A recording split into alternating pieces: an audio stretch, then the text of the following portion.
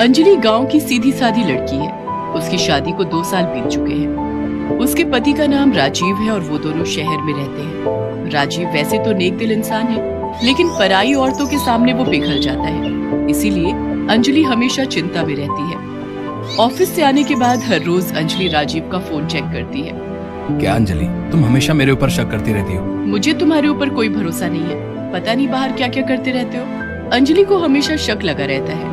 इसमें अंजलि की कोई गलती नहीं है। ऐसे ही दिन बीतते रहते हैं। इतने में अंजलि गर्भवती हो जाती है और डॉक्टर साहब अंजलि को घर का कामकाज करने से मना कर देते हैं। अंजलि राजीव से कहती है, डॉक्टर साहब ने तो मुझे कोई काम करने से ही मना कर दिया है, अब क्या होगा?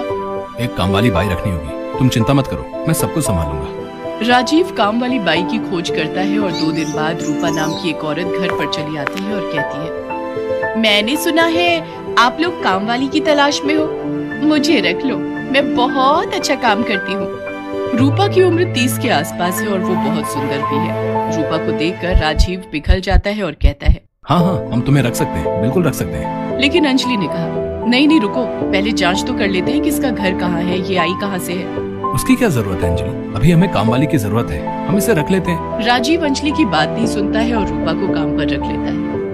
रूपा घर के कामों में लग जाती है, मगर उसके काम से अंजलि बिल्कुल खुश नहीं है।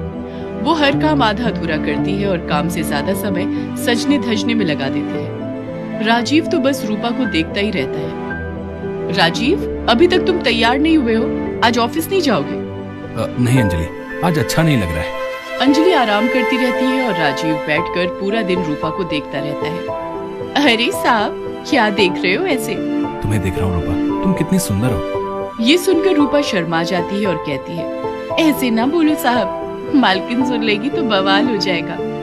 तो फिर आज रात को जब तेरी मालकिन सो जाएगी तब घर के बाहर चली आना, हम दोनों बहुत गप्पे लड़ाएंगे। यहाँ राजीव रूपा का दिल बहलाने में लगा और रूपा के हाथ में घर की चाबी देकर राहुल अंजलि को लेकर निकल पड़ा अस्पताल की तरफ। कुछ देर बाद अंजलि ने चिल्लाना बंद कर दिया और कहा, पेट दर्द ठीक हो गया राजीव, चलो अब घर वापस चलते हैं। लेकिन अभी तो तुम दर्द से तड़प रही थी।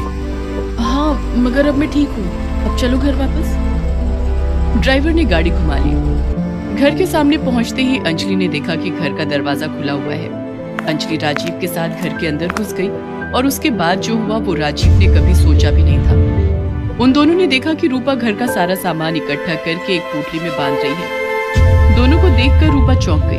अरे आप दोनों तो अस्पताल जाने वाले थे।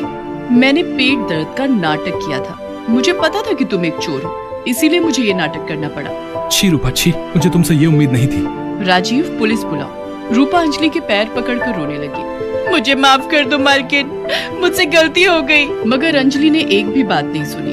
कुछ देर बाद पुलिस आ गई और रूपा को अरेस्ट करके ले गई। अंजलि ने राजीव से कहा, देखो राजीव, बीवी के अलावा और कोई सगा नहीं होता। राजीव ने अंजलि से माफी मांग ली।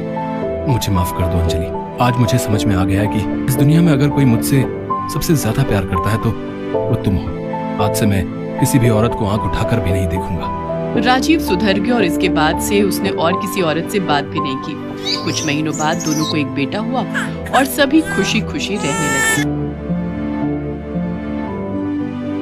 गौतम की शादी रश्मि के साथ हुई थी। आज उनकी फर्स्ट नाइट थी। फूलों से सजे बिस्तर पर बैठी रश्मि बहुत ही खूबसूरत लग रही थी। गौतम उसके पास गया और उसके बिस्तर पर बैठ गया और उसके हाथों को अपने हाथों में थाम लिया। गौतम ने जैसे ही ये किया, रश्मि ने अपना हाथ खींच लिया। गौतम ने फिर से उसका हाथ पकड़ा और उसे गले से लगाने की कोशिश की तो रश्मि अपना सिर नीचे झुकाकर बैठ गई।